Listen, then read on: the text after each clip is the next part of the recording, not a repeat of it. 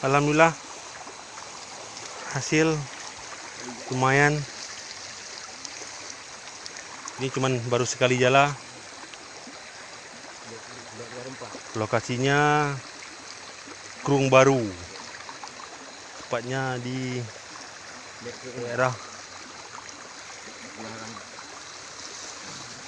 Kemala lah. Ini sekali jala kawan-kawan. Ini si profesional Tungku Wadi.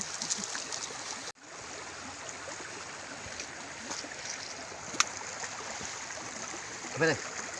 Gaduh-gaduh. Apa je itu? Pun begini tu.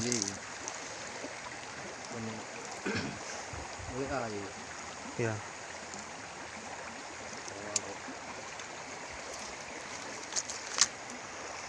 Ini lagi pengambilan ikan, kawan-kawan. Hasilnya lumayan. Lokasinya Aceh PD.